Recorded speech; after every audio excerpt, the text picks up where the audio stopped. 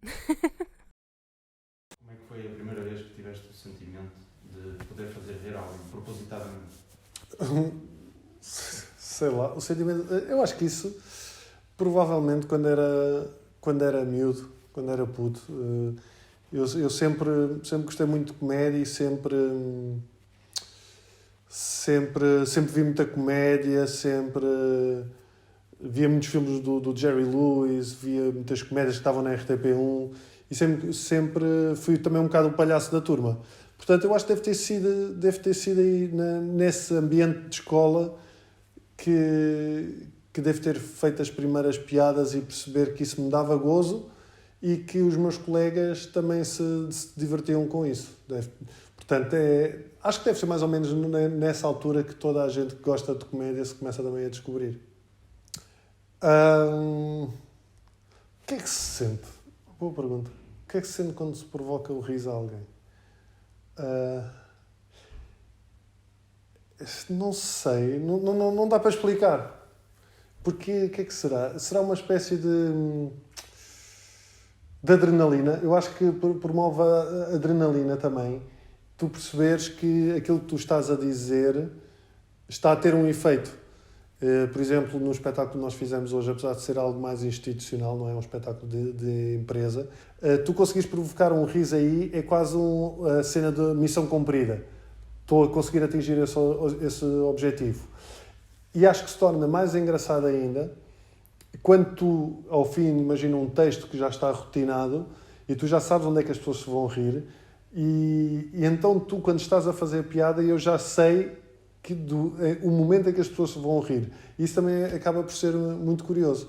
E então o que provoca, o que eu acho que pode-se dizer que provoca é exatamente isso, é a nossa própria adrenalina, liberta mais adrenalina, todas aquelas hormonas também ligadas ao nosso próprio bem-estar, e uma sensação de missão cumprida. Nós sabemos que, tal como nós estudaste jornalismo, achas que isso te facilitou no processo de chegar à comédia ou de fazer disso profissão? Facilitou porque fui despedido do jornalismo. E se eu não tivesse sido despedido do jornalismo, se calhar hoje não era comediante. Fui despedido, não. O jornal onde eu estava fechou e foi lá quando eu fui para o desemprego é que comecei a dar mais atenção à comédia. Porque tinha muito mais tempo livre. Mas sim, na verdade eu utilizo algumas regras do jornalismo na comédia. Coisas como o Keep It Short and Simple, funciona muito bem na comédia, ou seja, manter as coisas simples, diretas, sem ter muita confusão ali ao barulho para as pessoas perderem a informação. Keep It Short and Simple, ou também outra versão do Keep It Simple Stupid, ou seja, no sentido de entregar às pessoas a papinha toda. As pessoas não podem ter dúvidas na preparação da piada, que é para tu as poderes guiar exatamente para a piada, não é? Por isso é que às vezes há certas piadas, quando há malta que está a contar uma piada e termina assim, e ninguém se ri, a pessoa diz assim, era preciso estarem lá. Se vocês estivessem lá, tinham-se rido. É porque lá está, há aqui uma data de coisas no meio que essa pessoa meteu e que fizeram ali um curto-circuito na mensagem. Mas sobretudo isto. E depois há também às vezes há ainda um espírito muito de questionar um tema. Por exemplo, se há um tema qualquer sobre o qual eu quero falar, eu ainda tenho muito aquela coisa de investigação. Vou procurar coisas sobre isto. Procurar fontes. Ou penso, será que há alguém, um tema qualquer... Por exemplo, eu estou a pensar escrever no futuro um espetáculo só sobre morte. Tema fixe. Um tema divertido. E já comecei a pensar que culturas é que falam da morte de maneira diferente. Será que há pessoas que têm outra perspectiva da morte? Pessoas que já morreram, que tiveram experiências de quase morte. Ou seja, há aqui também um espírito de investigação que eu acho que vem um bocadinho do jornalismo. Quando monto um espetáculo não penso apenas no riso. Já fiz isso, porque há muitos espetáculos de stand-up que são simplesmente pessoas a contar piadas. E isto não é estar a desvalorizar, é stand-up. Ou seja, pegarem assuntos da atualidade e falar sobre este assunto e depois falar sobre outro assunto. Eu desde há uns tempos, já se calhar dos meus últimos 2, 3 espetáculos, que faço uma coisa muito mais virada para mim e muito mais virado para questões que me preocupam. Sobretudo, por exemplo, houve um espetáculo que eu falei muito sobre a morte da minha mãe, sobre a relação com as minhas filhas, sobretudo sobre a questão da saúde mental, da ansiedade e da perturbação obsessivo-compulsiva. Ou seja, há toda uma história que, por acaso, tem graça em certos momentos. É quase um storytelling. Há muitos comediantes que fazem muito este registro mais de storytelling do que simplesmente ser o setup punch, não é? O setup punch é aquela piada, lá está, o keep it short and simple, uma piada curta, em que há uma preparação e há a piada. Isso às vezes eu também posso pôr no meu espetáculo, mas está incluído naquele argumento que eu procuro criar. Já pensaste em desistir? Claro, quem é que não pensa em desistir? Sempre. Em desistir, muita frustração, havia muito algo que ainda acontece mais menos, mas eu antes de entrar em palco, sobretudo quando estou a experimentar material novo, quando tu tens coisas escritas e que vais a um bar ver se aquilo funciona. Eu antes de entrar estou sempre a pensar em 1000 merdas que podia fazer sem ser isto. Já quis trabalhar nas finanças, trabalhar no McDonald's, no Pingo Doce, na EML, até na EML a passar multas aos carros é melhor do que estar em cima de um palco. Já pensei em tudo, só que depois tu entras e lá está. Tu vês as coisas a funcionar. E quando não funcionam, aquela coisa do e agora como é que eu saio daqui, como é que eu dou a volta a isto? Tu teres essa adrenalina, não é? Essa emoção, não há nada que substitua isso. E eu e o Luís Filipe Borges, que já trabalhamos há muito tempo e com quem fiz hoje este espetáculo, uma vez em conversa eu disse-lhe uma coisa e ficámos os dois a pensar, caraças, é mesmo capaz de ser isto. Nós fazemos os espetáculos muitas vezes pelo alívio no fim. Fazemos muitas vezes os espetáculos por causa da sensação que temos no fim de está feito, já está feito, correu bem, vamos para casa, vamos dormir. É muito por aí. Durante o espetáculo não sentes alívio. Durante o espetáculo eu acho que não é diferente de um jogador de futebol, de um gajo que anda à porrada, de um tenista, estou a falar mais de desporto, mas se calhar de um músico, não sei. No sentido que tu estás concentrado naquilo que estás a fazer. Portanto, não, há um desfrutar, mas não é um desfrutar como se estivesse tu a assistir ao espetáculo. Estás demasiado concentrado e por isso no fim há aquele debriefing, não é? Aquela descompressão. E essa descompressão sabe sempre bem. Já tive muitas vezes a piada de se calhar só eu é que acho graça a isto e depois correr bem, como já tive a piada de isto é muito bom e depois ser uma grande bosta. Isso, geralmente acontece muito mais isso. Quando eu às vezes escrevo algo que eu acho assim, fogo, esta vai ser muito engraçada. Vai ser muito engraçada. E depois não funcionar. Isso é sair ao lado. E um gajo ri-se, acaba por se rir, porque é engraçado tu imaginares uma coisa e depois ao mesmo tempo, não é? É engraçado porque estás a imaginar uma coisa e depois está completamente ao lado. Hoje já estou muito mais apaziguado, porque eu era muito de estar em palco e estar a pensar será que me vai correr bem, será que vai... Lá está, no registro da ansiedade. Será que vai correr bem? Será que vai correr mal? E o que é que as pessoas vão achar? E se não correr bem, eu não vou ser bom, e os outros vão ser melhores do que eu, e são merdas, e não vou conseguir, e não sei o quê. E isso, eu acho que com o próprio trabalho que eu tenho vindo a fazer, e terapia, e trabalho que tenho vindo a fazer comigo, e também de compaixão, de aceitar as minhas limitações e o facto de ser um ser humano, não é? Ajudou-me a que, quando as coisas correm mal, compreender que isso faz parte do processo. E há muito uma frase que se usa que é o que é. É o que é, meu. Não vale a pena estar aqui a pensar se aconteceu, porque é que aconteceu assim, porque é que não aconteceu. Vale a pena pensar no sentido do trabalho. Ok, porque é que isto não funcionou? Como é que eu posso... Agora, porque é que eu sou um merdas e não sei o quê? Não, isso não... Mas tu achas que isso, de certa forma, te ajuda a seres mais crítico do teu próprio trabalho? Mas é perigoso. Eu posso ser crítico, mas vai geralmente para um sítio já de exagero.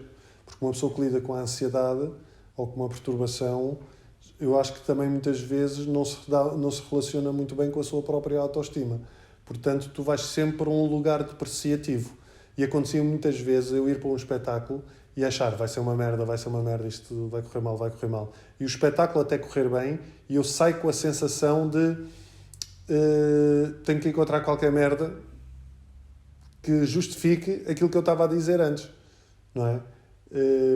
Porque eu já vinha com essa ideia formada de que ia correr mal. E então tenho que encontrar essa justificação. E quem vive muito neste registro, eu acho que vai ser difícil, de alguma maneira, ser um crítico justo. Porque é muito perigoso e entrar naquela ideia de lá está, são merdas, isto nunca vai funcionar, isto não sei... Não, e não tem nada a ver com isso. É compreenderes que tens falhas e que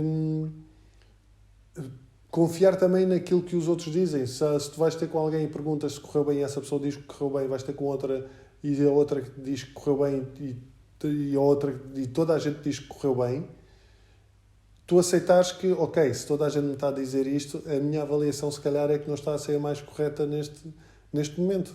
E tem se calhar a ver com todas as minhas outras questões. E também pode acontecer muito facilmente 10 pessoas dizerem que foi espetacular e uma dizer que não gostou tanto, e isso vai validar o que tu já estavas a pensar. Por isso é que eu acho que uma pessoa que lida com questões de ansiedade ou com uma perturbação obsessiva compulsiva ou outra do género, que não está a trabalhar nisso, ou seja, que simplesmente vive com isso, às vezes não é o melhor crítico. Naquele curto espaço de tempo em que vais para o palco e as pessoas estão a rir e estão a aplaudir, essas dúvidas vão embora? Sim, não é assim, quando estás em palco, sim, mas eu, por exemplo, eu já tive um ataque de pânico, já tive mais do que um ataque de pânico em palco.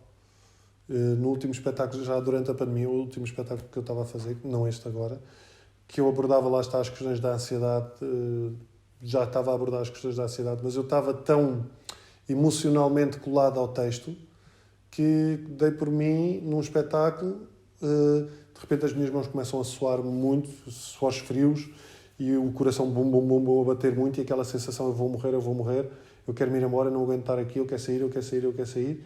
E ao mesmo tempo eu estava a debitar o texto, e as pessoas a rir, não perceberam o que é que se estava a passar, e eu ainda tinha outra parte da minha cabeça que estava a lidar com esta parte, a dizer, olha, se morreres é outro espetáculo que esta malta leva para casa. Vais aparecer no Correio da Manhã, amanhã. E portanto, nem sempre, isto aconteceu-me 2 ou 3 vezes, e até eu começar a sentir-me confortável e a aceitar exatamente esses momentos. E hoje é mais tranquilo, mas não é que vou sempre a pensar, será que me vai acontecer? Mas tenho consciência que pode acontecer, só que lá está. Em certas coisas, eu estou num espaço de aceitação que me permite levar de forma mais tranquila.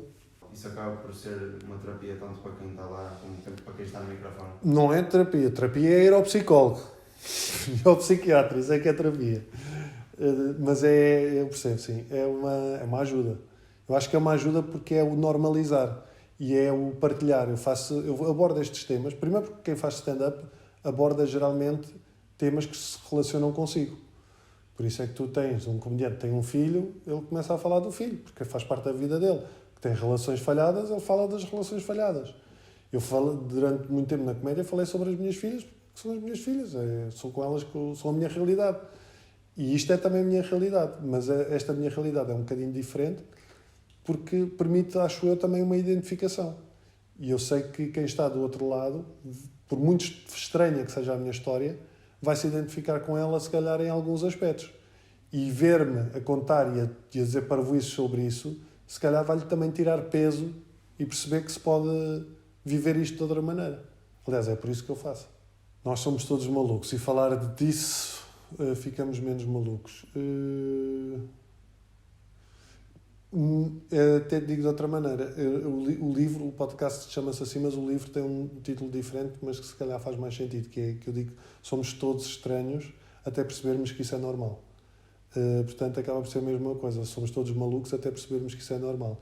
Portanto, não nos faz sentir menos malucos, eu acho que nos faz sentir que não é nada do outro mundo, que é perfeitamente normal. Porque toda a gente tem uma história e toda a gente tem coisas com que está a lidar, mais graves ou menos graves, e tu tens coisas que eu não compreendo e que para mim são super banais E eu tenho obsessões e medos que tu só visses, se calhar dizias, e este gajo está passado da cabeça. E, no entanto, temos os dois questões para resolver. Tu sentes que falar da saúde mental ainda é um tabu em Portugal? É assim, eu acho que está naquela fase em que agora fala-se muito.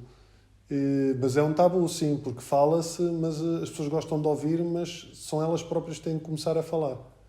Eu acho que é mais por aí. Achas que ainda falam muito no superficial da saúde mental? Elas têm que falar profundamente com terapeutas com psiquiatras e com psicólogos e com profissionais de saúde. Da maneira superficial que podem falar é introduzi-lo no seu dia-a-dia de forma natural. Quando tu vais a um dentista, tu não escondes a ninguém. Não dizes, fui ao dentista, não posso dizer que fui ao dentista. Tu chegas ao trabalho, desculpa o atraso, fui ao dentista. E a malta, na boa. Mas tu chegas e dizes, pessoal, desculpa o atraso, fui ao psiquiatra. A malta, foste ao psiquiatra, mas está tudo bem, o que é que se passa? Não é? E, no entanto, tu podes ter ido porque foste receber nova medicação ou falar sobre como é que está com o tratamento, etc. Não é? E, neste sentido, acho que se pode normalizar mais.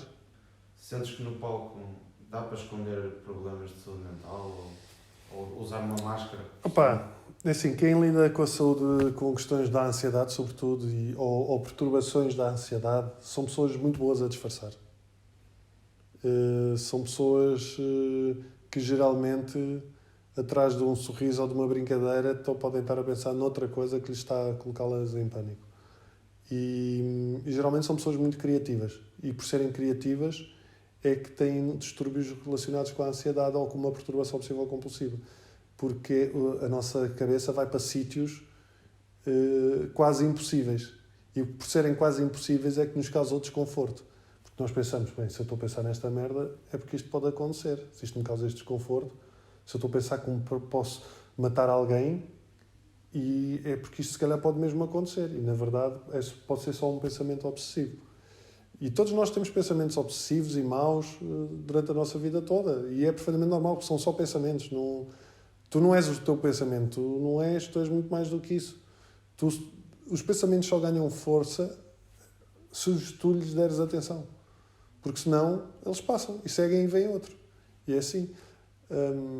Por isso, sim, eu muitas vezes em palco eu disfarçava, podia até estar a ter outro tipo de pensamentos obsessivos e estar a debitar textos, porque é algo que infelizmente tu treinas também, não é? Vais treinando ao longo da tua vida.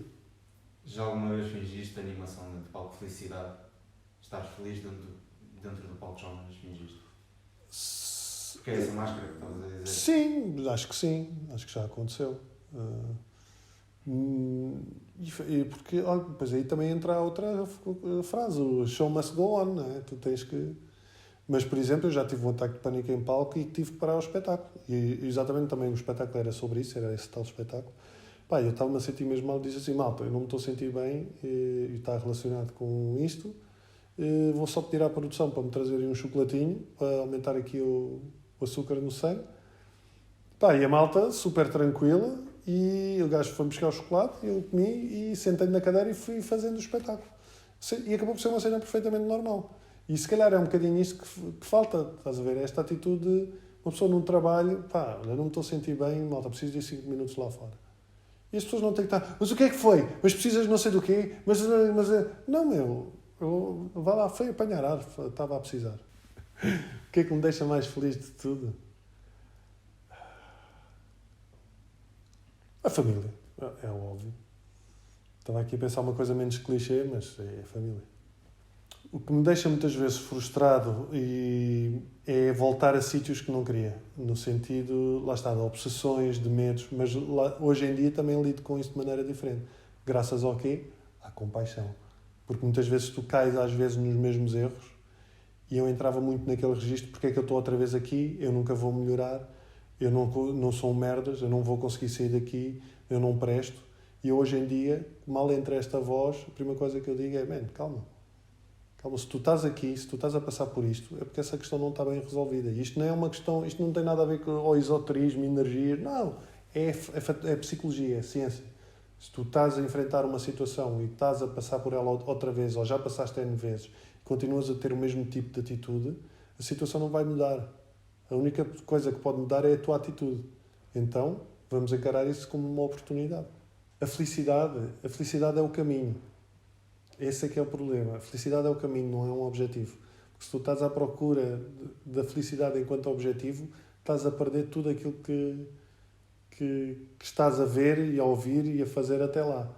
E lá está, isto não é mais uma coisa, não é Gustavo Santos, apesar de eu ter miçangas também, mas faltam-me 7 para ser igual ao Gustavo Santos. Mas a felicidade é o caminho. E o que isto quer dizer basicamente é aproveitares o que está a acontecer neste momento. Há uma frase que um amigo meu me disse, que é, não é dele, é de um autor, ele diz: no feeling is final. Ou seja, nenhum sentimento é final. Ou seja, tu agora podes estar muito mal, mas no segundo a seguir, ou nos segundos a seguir, ou nos minutos, tu não estás com a mesma intensidade em relação a esse tema. Tu podes doer muito um dedo, numa questão mais física, pode doer muito o dedo, mas daqui a 5 minutos essa dor já não é, a intensidade já não é a mesma. E podes estar triste e, de algum modo, se estiveres receptivo a isso, daí um bocado podes estar contente. Portanto, nenhum sentimento é final. És feliz? Lá está. Se sou feliz, acho que vou sendo. É isso, vou sendo. Sou mais do que era. Exatamente quando comecei a fazer terapia e a procurar respostas. Sentes que é melhor rir para não chorar? Acho que é importante chorar. Eu sou o que chora mais em casa.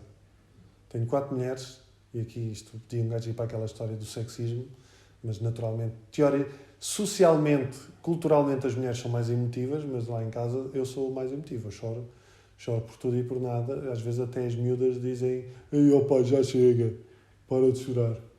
Mas foi algo que nós não tínhamos na minha geração, não é? A malta tinha vergonha de chorar.